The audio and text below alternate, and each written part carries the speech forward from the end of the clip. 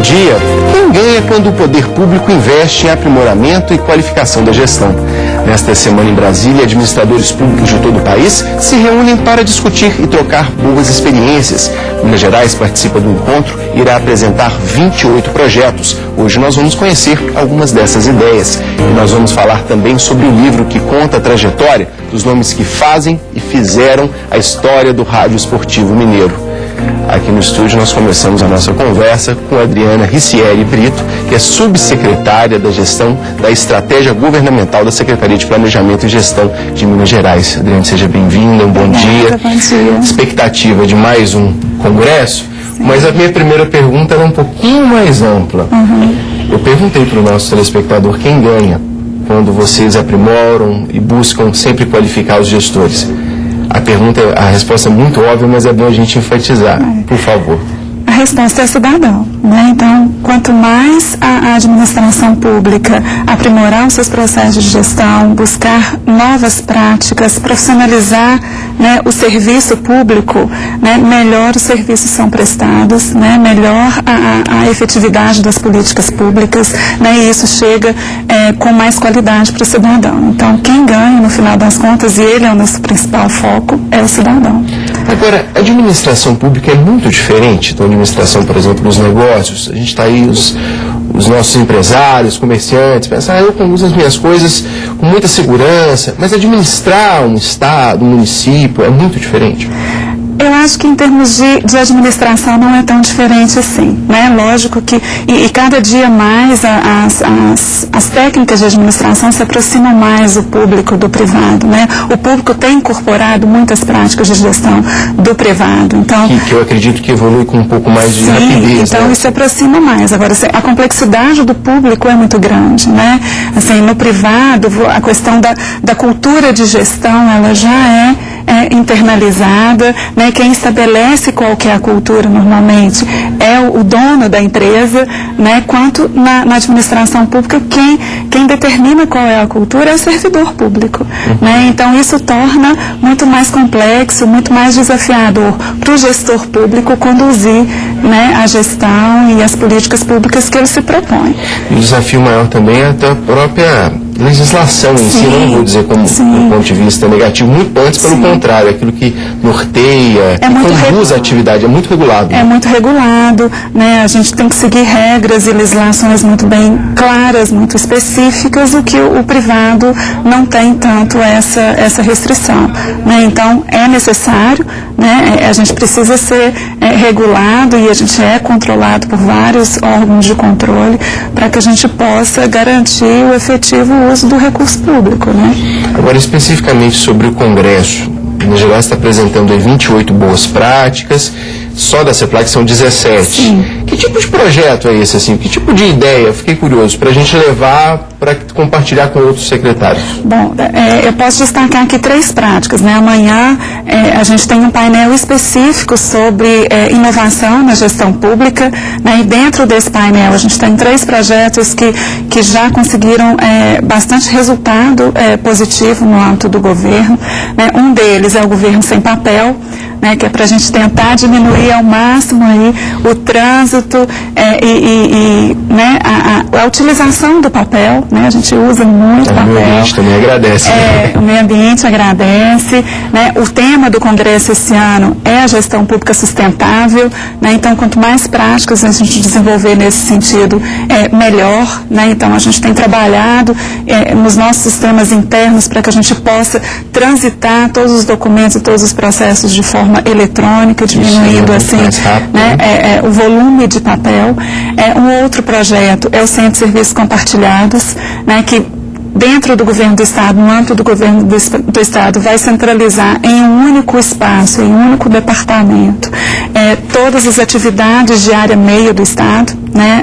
Os órgãos migraram todos para a cidade administrativa e cada um com as suas estruturas de área meio, ou seja, gestão de compras, execução de despesas, viagens a serviço. Então, todos esses processos, cada órgão tem a sua equipe específica. O que a gente vai fazer é centralizar em um único órgão todas essas atividades para que os órgãos possam se dedicar à sua atividade finalística, né? Então, para que a educação se preocupe com a educação, saúde se preocupe com a saúde. Isso é fantástico, né, do ponto de vista da logística logística, por exemplo, compartilhar. Às vezes tem rotas tão semelhantes, servidores indo para os mesmos lugares, está lá duas vans do governo seguindo no mesmo caminho. Exatamente. Isso poderia ser aprimorado. Sim, né, e você padroniza os processos, você otimiza, né, você tem um ganho de escala muito grande. Então, assim, é um projeto que para nós é muito significativo, é a primeira experiência em governo.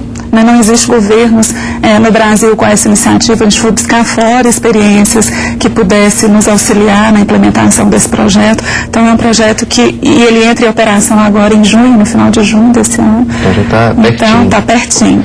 E mais um? E tem uma terceira iniciativa, que é o Programa Mineiro de Empreendedorismo e Gestão para Resultados Municipais, que levou para os municípios mineiros as práticas de gestão desenvolvidas no âmbito do governo do Estado.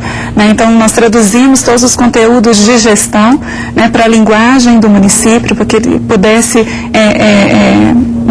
absorver com mais facilidade dentro da realidade dele. Né, e a gente teve o ano passado mais de 400 municípios inscritos no programa, com mais de 2.000 servidores municipais capacitados.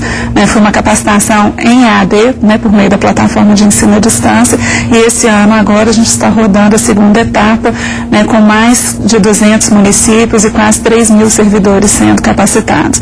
Então, é a profissionalização da gestão chegando na ponta, né? Chegando nos municípios. Nós fizemos um programa na semana passada falando sobre o Tribunal de Contas, até a própria diretora da escola do Tribunal de Contas veio explicar como funciona, alguns métodos e algumas formas de como que deve ser conduzido, e eles estão ali para fiscalizar, de certa forma, e a gente ficou muito claro para nós, para os nossos telespectadores também, como que isso no interior é importante para o gestor público ter esse controle, pessoas bem intencionadas que querem fazer bem para a população, mas precisam de saber exatamente como fazer. Qualificação nesse aspecto é tudo.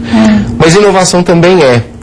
Essa busca, eu estou um pouco curioso para saber como que nascem esses projetos inovadores, assim, você reúne com sua equipe e fala, tive uma ideia, ou os servidores participam desse processo? Bom, os servidores participam, né? A gente tem o prêmio de excelência em gestão no âmbito do governo do Estado já há alguns anos, onde todos os servidores podem submeter projetos, né, para serem implementados futuramente, e esses 3 projetos especificamente que eu citei foram desenvolvidos no âmbito do Núcleo de Inovação e Modernização Institucional da Subsecretaria, né, onde a gente tem uma incubadora de projetos e ali a gente trabalha durante um período a maturidade de todos os projetos e todas as ideias que chegam para a gente e que a gente mesmo identifica como sendo potencial. Né? Então, a partir desse trabalho, a gente desenvolve e dá andamento aos projetos. E o que é mais interessante é que esse tipo de inovação traduz para nós, cidadãos, economia, né? Claro. Na maioria dos casos, os projetos são pensados não só para melhorar o trâmite, às vezes a agilidade, mas principalmente a economia. Né? Gastar menos com a máquina para que a gente tenha mais recursos para gastar com o cidadão. Agora, especificamente sobre o Congresso que começa, agora ampliado essa margem de troca de experiências, que ela é feita muito aqui regional, em Minas, os prêmios, etc. Mas agora vocês vão trocar experiências com outros estados e até com administradores públicos de outros países. Fala um pouquinho para o nosso telespectador. Eu acho que o grande ganho desse Congresso é exatamente a troca de conhecimento, a troca de experiências, né? Porque cada gestor público, né, cada governo, cada entidade pública se concentra ali no seu mundo, né, diante de tantos... Os seus desafios. Os nossos desafios, e a gente tem poucas oportunidades de compartilhar. Então, saber o que o outro está fazendo, né, o que o semelhante a você está fazendo, está desenvolvendo, e ver como que você pode trazer para o seu universo aquela prática, né, ou trocar melhores práticas, ou tentar colocar algum problema que seja comum a todos e buscar uma solução conjunta. Né? Então, o Congresso ele facilita tudo isso, né?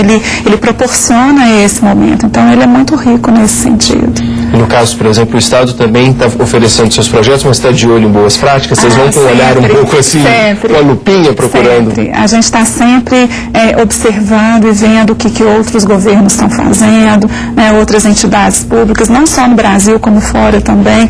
Eu acho que essa busca permanente pela inovação, pela modernização, né, ela é muito importante e tem que ser constante. Né?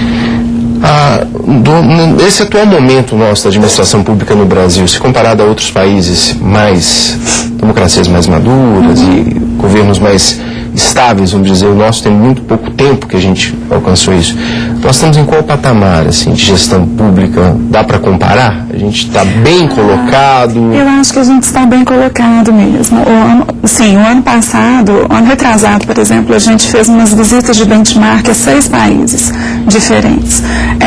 E eu te falo com muita certeza, com muita segurança de que em alguns aspectos a gente está muito à frente desses países. Eu estou falando de países como Canadá, Austrália, próprios Estados Unidos, Portugal. Então, lógico que a gente ainda precisa amadurecer muito, né, em termos de gestão, mas algumas iniciativas que nós temos no Brasil a gente não encontra nesses países, né? Então, eu acho que a gente já avançou bastante, tem um caminho longo pela frente, mas estamos bem posicionados, sim.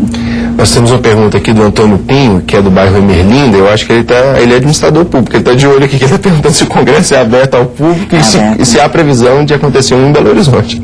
Normalmente esse congresso ele só acontece em Brasília, né? Todos os anos em Brasília, as inscrições são abertas a todos que se interessarem. Então, Antônio, dá para você ajeitar ainda, pegar um voo e ir para lá, para Brasília, ou se preparar para o próximo ano. Ele é anual, todo ano? Ele é anual. Desse tempo, né? Ele está na 7ª edição? Sétima edição. Dá para a gente traçar uma evolução, assim, no crescimento dele, principalmente dessa política de inovação, assim, que é... Sim. Assim, cada ano que passa, o número de trabalhos que são submetidos são maiores, mais maduros, bem melhor construídos. Então, assim, você vê uma evolução nesse sentido. Então, são mais estruturados, sim. Academicamente. Você já tem mais resultados para mostrar, então não é só um artigo que está no papel, né? A experiência sai dali, você já consegue visualizar ela na prática, como que ela funciona. Então, acho que nesses anos todos assim, foi crescente a evolução nesse sentido. Adriane, quero te agradecer, sucesso lá Obrigada. No Congresso, representa bem o nosso Estado, busca bastante ideia interessante, traz pra gente, pra gente aprimorar. Muito obrigado. Um bom dia para você. Bom dia. No próximo bloco nós vamos conversar com uma das autoras da Enciclopédia do Rádio Esportivo Mineiro. O livro conta a história de 382 radialistas do nosso Estado. Nós voltamos já.